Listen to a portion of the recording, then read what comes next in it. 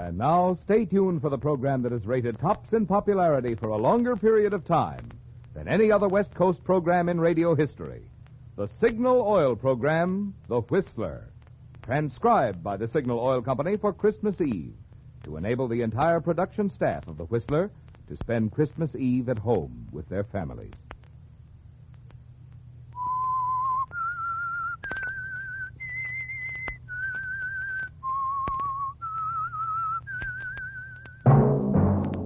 Signal, the famous Go Farther gasoline, invites you to sit back and enjoy another strange story by The Whistler.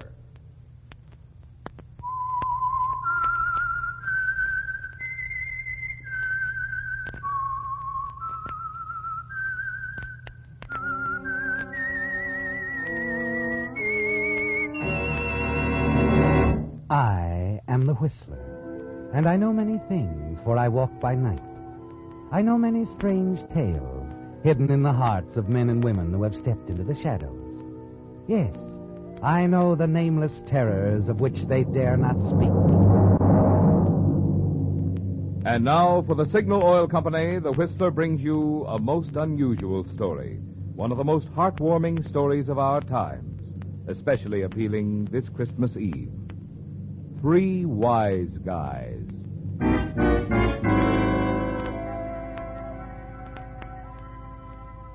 'Twas the night before Christmas, and all through the house not a creature was stirring, not even a mouse. Even Broadway, that glamorous avenue of make-believe in faraway New York, seemed empty, deserted. Most cafes and eating places were closed, but the doors of an occasional refuge for those hardy souls who prefer to walk alone were still open. Such a place was Good Time Charlie's Bar on 49th Street, where on another Christmas Eve, a series of unusual events began, ending in one of the most unusual stories Good Time Charlie had ever listened to. At the moment, Charlie is listening to the voice of a man named Al. As is well known to one and all, Charlie, I am not one to complain. But it strikes me that Broadway would bring very little tonight on the open market. I know you 10, maybe 15 years, Al. Until now, I don't know there is an open market. For the past 12 months that I know of, I am 100% legitimate. Honest, legitimate Al. Want another rock candy and rye? Without the rock candy? I very seldom indulge in alcoholic beverages. But in answer to your question, yes. Haven't seen you for a year, Al. Want to run over that part again where you tell me you're playing it straight for the past 12 months? As of last Christmas Eve, I am a 100% honest ticket scalper. I do not make a killing, but I get that good, warm feeling that comes with being 100% legit. It feels good to play it straight? Cozy. You want to tell me about it, Al? I do not mind if I do, Good Time Charlie. It all begins a year ago tonight, right here in your strictly high-class drum. Blondie Swanson was here with me, remember? Yeah, I think I do remember, Al. Now, Blondie Swanson is one of the gentry which operates on that side of the law as very few call right, though Blondie himself always feels this is a matter of opinion. But Blondie is not concerned with his racket a year ago tonight. You are busy chauffeuring the bar, Good Time Charlie, so maybe you do not notice the sad scene. Yep, it is last year, just about this same time, when Blondie comes in here, his big frame pretzeled with grief. Hello, Al. Well, hiya, Blondie. I see you are not so happy tonight. Why not join me in a medicinal rock candy and rye? Without the rock candy. I am fighting off a touch of grip. Okay, Al. I got a bad case of memories tonight. If rye can pack away the grip, maybe it can take a load off my memories. Hey, Charlie, 2 more rock candies and ryes, without the rock candy. I'll slide them down. Are these conversational memories, Blondie, or shall we give them the clamp? You recall a doll named Clarabelle Cobb, Al? Miss Clarabelle Cobb? Of course I do. She is well known to one and all on Broadway as a leading light with George White's scandal some years back. Yeah. Well, Christmas Eve is an anniversary for me. It was on Christmas Eve that Clarabelle left me to marry an honest guy in Akron, Ohio. Here you are. Oh, drink up, Blondie. Up to now, I remember Miss Clarabelle Cobb as a doll with Class A judgment. Why did she put distance between her and you?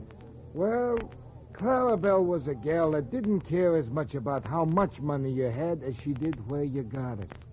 She felt that my role was ample but tainted. And this is why she puts on the exit? Right. I can see now that she was right, but now it's too late. But there must be other dolls as beautiful and desirable, and not such quizmasters as to where the scratch comes from. I'll never look at another doll again, Al. They're there for other guys. Hey, Blondie. Huh? Blondie Swanson. Well, if it ain't the Dutchman. Well, look, Al. Al, Blondie, Yuletide's all around. Oh, I cannot believe my eyes, Dutchman. I have not seen you in these parts for maybe a full calendar or so. I've been detained in the West. Oh, it's a sad story. And I can see that all you two guys need is one more sad story. But you're not going to hear none. I got good news for you. And you have come to the right place, Dutchman. I always get kind of down on Christmas Eve. What I'm going to tell you will give you a big lift. Blondie, you and me have pulled a few fast deals together, but I got one tonight that's the softest touch of all. Oh, you can listen, Al. We'll cut you in, too. I have turned down soft touches before, but not wishing to be rude, I will hear you out. Well, some months back, 3 other guys and me knocked off a tin safe in a factory over in Pennsylvania. It was a cinch haul on account of we received a dead center tip. The tip was on the level. So we stashed 50 G's in our grip sack and get set to hit the open road. Something detained you? The cops. After hot blasting from both sides, I find myself alone on the lam with 50 G's in the grip sack. But it's not a clean getaway, and I figure it's better to find a hiding place for the dough, not wanting to be caught with the goods. I am beginning to get the idea. You're suggesting that the 3 of us go for this dough tonight and cut it 3 ways. That's the idea. It's in an unpopulated barn, under the floorboards. When I decide to go get it, the first guy I think of is you, Blondie. How about it? I must admit, I got no other plans, Dutchman. Nice of you to think of me. Count me in. How about you, Al? I am not generally known as a spoil sport, but this prospect frankly holds no appeal for me. I do not wish to join the party. This your final answer? Yes, Dutchman, you may quote me. I will not go with you.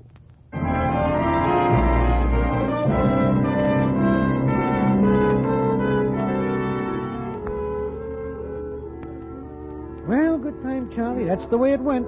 I am certain I will not leave your bistro that night. I am negative to the whole scheme, and I'm nixing it loud and clear to one and all. So imagine my surprise at some later point to find myself warm and cozy in the back seat of the Dutchman's ancient velocipede, dogging it through the snow-covered countryside. The whole setting is so peaceful, I am catching small doses of snooze. But in between times, I cannot help but overhear the upfront conversation of Blondie and the Dutchman. You sure this is the right road, Dutchman? Certainly, I'm sure. I can fly this road blind if necessary. You are not flying blind now, so you must have noticed that the radiator is percolating again. I think we better stop and take on another load of snow. Guess we'll have to. But I sure hate these delays.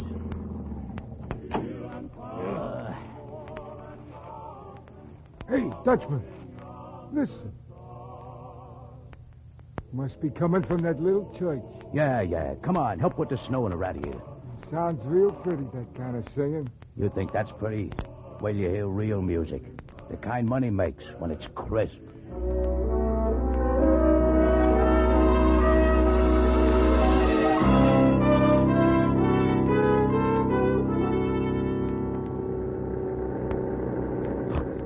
Hey, Blondie, Dutchman, where are we? In Pennsylvania, Al. Not far from that barn where I stashed the factory payroll. How can you tell? I, for one, see very little but darkness around and about. I got to agree with Al, Dutchman. I got a feeling we're lost. Maybe we better give the whole scheme up. You two give up easy.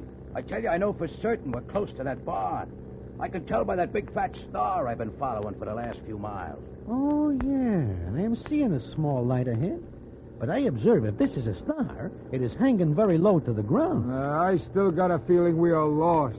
Why don't we go back to Good Time Charlie's, which is a lot easier to find? I don't care how low this star is hanging. I know it's leading me straight. I'm running this show, so you two better seal up. There, look. I'm right as rain. This is a barn. I do not wish to start an exchange of words, but that star you followed turns out to be nothing more than a light from the window of said barn. Okay. So somebody's living in the barn. I'll take care of them if they're too hard to get along with. I vote for getting out of here. I am not dressed to call on strangers myself. Come on and cut the gab. Besides, maybe there's only animals in the barn. I don't see no human footprints in the snow, except ours. Look. I'll be doggone. Look through that window, Blondie.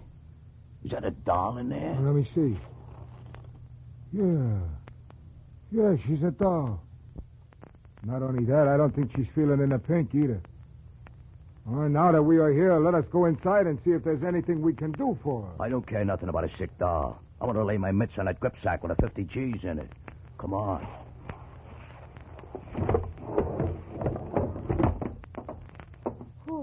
Who's there? Who are you? We mean no harm. We...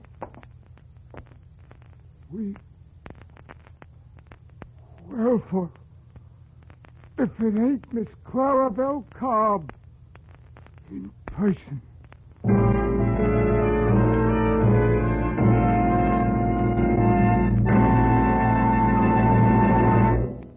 Friends, to all of you who have opened your homes to the Whistler, not only throughout the year, but even tonight on Christmas Eve, the Signal Oil Company has asked me to express their sincere appreciation for this privilege and pleasure. And we of the cast want to add our thank you, too.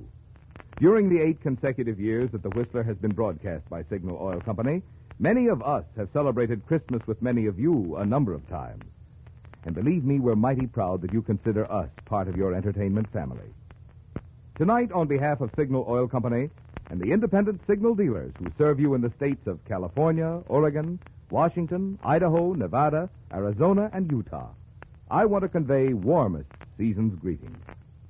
May the many blessings of living in these United States of America enrich your holiday season and the new year.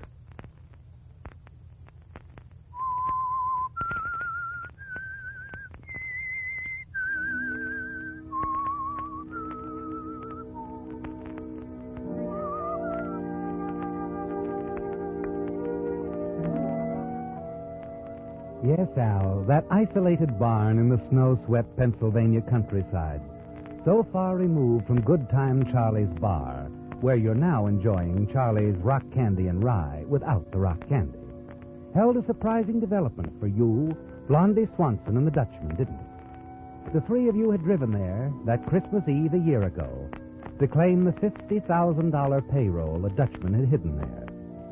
The presence of Miss Clarabelle Cobb in the barn at your arrival was something not even her ex-boyfriend, Blondie Swanson, could fathom immediately. And you were even more puzzled than Blondie, weren't you, Al? Only the Dutchmen seemed to have the faintest understanding of what it's all about. So you turned to the Dutchman. Dutchman, I am not understanding all this. Why do you not inform us? Listen, Al, you and Blondie better clear out of here for a while. Take a walk in the snow. I guess I'll have to take care of this doll. Huh? Look, Dutchman, I haven't seen Clarabelle for a long time. If you think I'm going to leave her now and go for a walk with Al, you are nuts. Besides which, Dutchman, this doll is clearly at grips with some strange malady. I do not think it is polite the 3 of us should visit in this manner at this time. Listen, I came here to get 50 G's, not a sick doll and a lot of lip from you 2. This won't take long, so blow. But, Dutchman... I'm getting fed up with you, Blondie. I know what I'm doing. I've delivered 7 of the 8 kids my wife's had. And I never needed no doctor. This one'll be a cinch.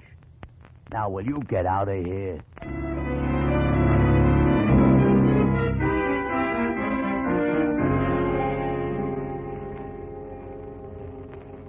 I cannot help but say this is quite a night for surprises, Blondie. Yeah. I, for one, can take winter sports or leave them to someone else. Al, Yeah, Blondie. we could take the Dutchman's car there. You think Clarabelle will be better off if we get her a doc? Well, I am new in this racket, Blondie. But if you want an inexperienced opinion, I will say... What was that? What? Dad! Well, Blondie, I am new in this racket. But if you want an inexperienced opinion, I will say Miss Clarabelle Cobb is a cinch mother. Come on, let's get back to the barn.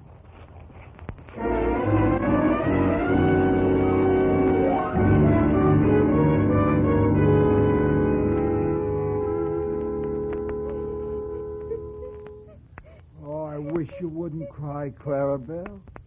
No sense crying. Oh, Blondie. I know if all of a sudden I found myself with a brand new kid, I wouldn't be crying. Especially since it's such a beautiful kid. You really think he's beautiful, Blondie? Oh, I sure do.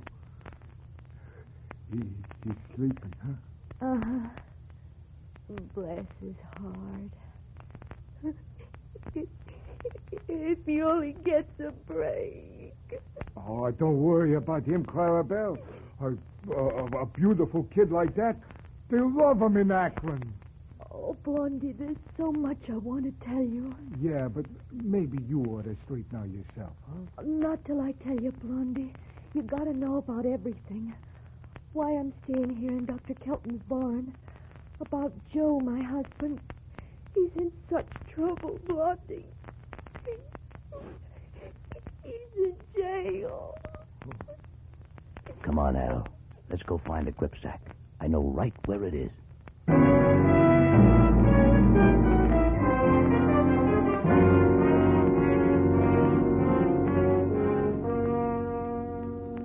Look, Al, this is more like it. Yeah, it's all there. $50,000. A very likely sight. This is all that counts. A fat swatch of cash, especially if it's mine. Come on, let's get Blondie and clean out of this barn. You ain't going anywhere with that dough, Dutchman. You want to play that again, Blondie? Same song. I said you ain't going anywhere with that dough. Hey, you tell me what he said, Al. I don't like what I'm hearing. Blondie has mouthed the same identical words 2 times around, Dutchman. And I, for one, get the impression he means it. I do. You didn't tell us the whole story of this dough and how you came by it, Dutchman. Now, listen, Blondie. No, I've been listening. I heard everything you said about this factory payroll job you pulled, and you never did say anything about trussing up the bookkeeper at the factory that night. So what? Not only that, you make it look like it's an inside job and leave the bookkeeper to take the rap. So they got to nail somebody for it. Why are you building such a case for this cluck bookkeeper? This cluck bookkeeper, Joseph Hatcher, happens to be Clarabelle's husband. That's his kid you delivered, Dutchman. No kidding. No kidding. Did Miss Clarabelle Cobb tell you all this, Blondie? She told me plenty. This Joseph Hatcher's been cooling in the clink ever since. He was doing a special bookkeeping job for this factory. Came here from Akron to do it. He's a right guy, an honest guy. Or can you understand that, Dutchman? Here, Blondie, here's something honest I understand. Yeah, a gun. Easy, Dutchman. Shut up, Al. Now, look, Blondie, I've been patient with you. I know you're soft for this doll, and that's your business. But you're interfering with mine, Blondie, and I don't like that. Now, let's get out of here with the dough, and quick. I said, come on, let's get going. Dutchman, please put the iron away. It is not in keeping with the season to pull a heater on Blondie. In addition to which, this shouting is apt to wake that kid, who is a pretty tired character like his mama. Well, now you're going soft, Al. What's with you two? Listen, Dutchman. Clarabelle's husband don't know she's living in this barn. When she heard they'd sorted him away on a bum rap, she came here to try to help him. Then she found out she was going to have a kid, and she looked up a doc here, a guy named Kelton. Clarabelle's got no dough. But Doc Kelton gives her first-rate care all up to now. Even fixes it so she can stay in his barn. It is not great, but it beats living in a snowbank. Stow it, will you? The heater, Dutchman. Hide it, huh? Yeah, okay. But I'm still running the show, wise guys. And this is what we do. Blondie, here's the gripsack. Take my crate out there and find this Doc Kelton character. Pay him off for what he's already done for the doll. Give him some more for taking care of her and the kid from here on in. Then bring the gripsack back here, and we'll blow. Yeah. You bet, Dutchman. And you can tell this doctor a couple of things for me. Tell him to get Clarabelle and the kid to a hospital where they belong. Sure, Dutchman, sure. And tell him that till now we didn't need no doc. That the Dutchman took care of things perfect. And that Mama and kid are doing nice. Real nice.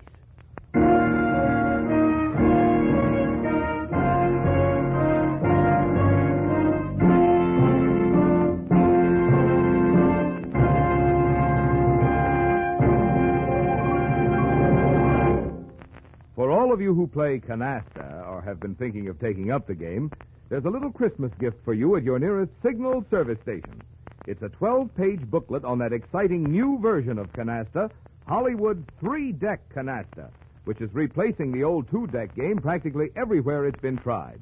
In fact, Robert Lee Johnson, the only Pacific Coast member of the National Canasta Laws Commission, says of this game, you'll never know how much fun cards can be until you've played this exciting new 3-deck game.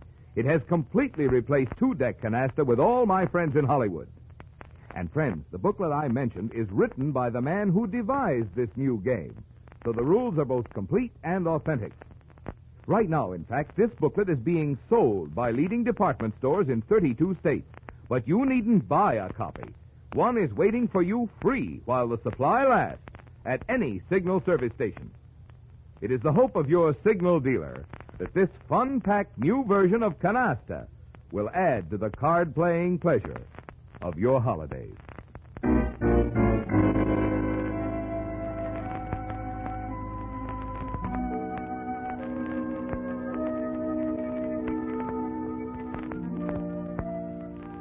It was almost midnight on Christmas Eve at Good Time Charlie's Bar on West 49th Street, as Al continued his amazing account of the story of that other Christmas Eve that crossed the lives of Blondie Swanson, Miss Clarabelle Cobb and her newborn son, the Dutchman, and his gripsack containing $50,000. As Al continued talking to Good Time Charlie, a faraway look came into his eyes. So, you see, Good Time Charlie, it is no more than small wonder that since all this takes place a year ago this very night, me, Blondie, and the Dutchman have settled down to 100% legitimate endeavors. Yeah, sure, and why not? A 3-way split on almost 50 stolen G's is a cinch beginning to this straight and narrow. You are laboring, as they say, under a misapprehension, Good Time Charlie. I see now where it is only fair I tell you the rest of this story.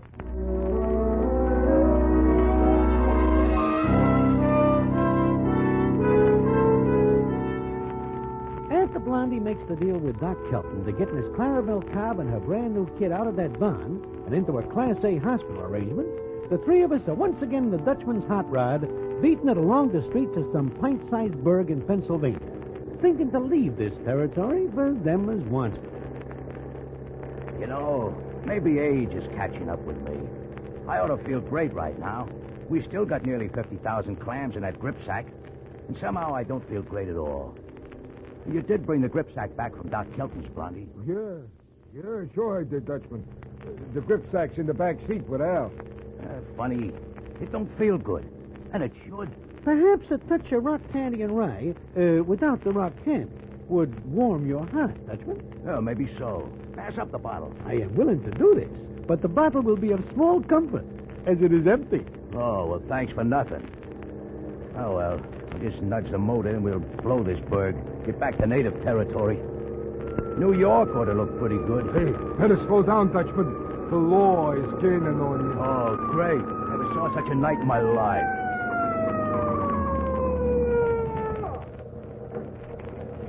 That red light back there was no Christmas tree ornament. You should have stopped. Sorry, officer. And you're in a church zone clearly marked for 20 miles an hour. 40 is too much. Was hurrying home for Christmas, officer. Carrying toys for the kiddies in this tub, huh? I'll bet. I better have a look around. Oh, what's in this gripsack? Oh, why, nothing, officer. As empty a gripsack as you'll ever run into. Yeah. No need to open it. It's empty. Well, you're right about that, mister. There's nothing there. Yeah, Huh? Easy, Dutchman. But you sure? It's empty? Sure, I'm sure. Weren't you? Oh, yeah, sure. Sure, I was sure. I just wanted you to be sure. Carrying nothing but empties, huh? You guys empty this bottle all by yourselves? This bottle is once full of medicine, officer. I myself have been warding off a touch of the grip. I am now in the pink, as the saying goes. Oh, wise guys, huh? 3 wise guys. You know, if it weren't practically Christmas, I'd haul you in. Go on, now, get out of our town. Oh, yeah, and Merry Christmas, 3 wise guys. Yeah, same to you.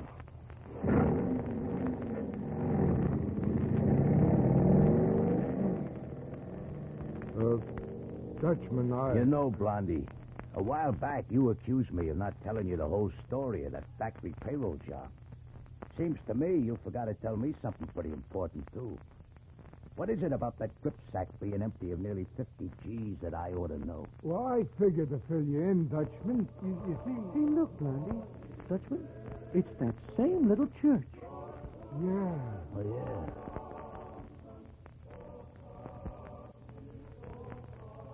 You know something? It's a miracle. I don't know yet what happened to that nearly 50 G's in the gripsack, but if that copper had caught us with that dough, we'd be on our way to the clink right now. An astute observation. Yeah.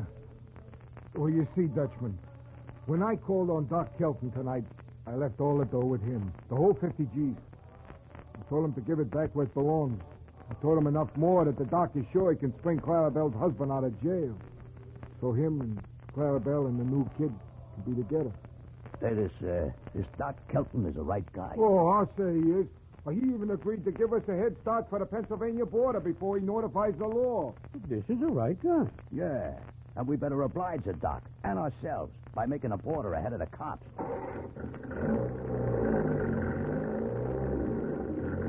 Hey, you know, that copper was right.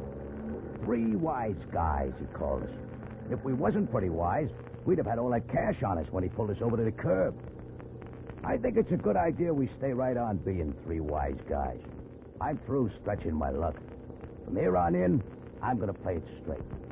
And I'm still running a show, so you 2 wise guys are going straight with me. Okay? Okay. Agreed. Wonder how far it is to the border. They got a lot of funny little burgs here in Pennsylvania. What was that one we just left, Blondie? Oh, I saw a signboard back there a ways. That burg is known as Bethlehem.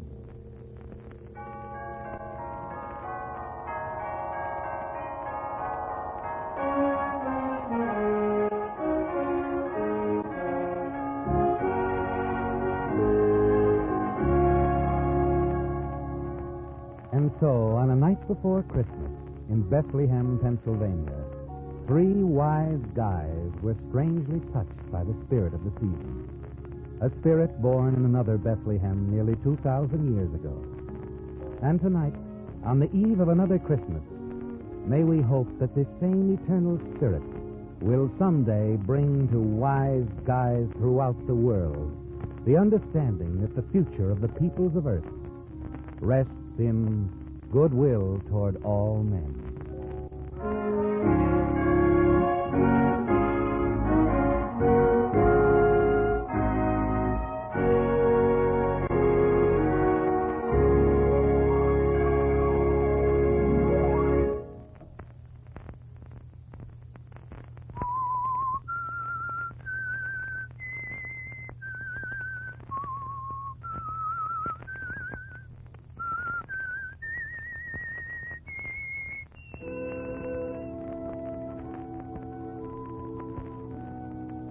Let that whistle be your signal for the Signal Oil program, The Whistler, each Sunday night at this same time. Signal Oil Company has asked me to remind you.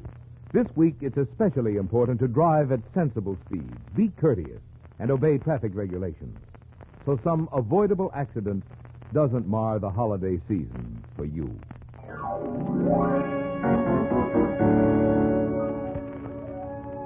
Remember what I said at the beginning of the program, friends? That you'd find tonight's story unusual and heartwarming? Now, wasn't I right? I'm sure many of you recognized it as one of the late and great Damon Runyon's most famous tales. The radio adaptation was by Kathleen Heist. Featured in tonight's story were Bill Foreman, John Brown, Marvin Miller, and Jack Moyles. The Whistler was transcribed and directed by George W. Allen with music by Wilbur Hatch and was transmitted to our troops overseas by the Armed Forces Radio Service. The Whistler is entirely fictional, and all characters portrayed on The Whistler are also fictional. Any similarity of names or resemblance to persons living or dead is purely coincidental.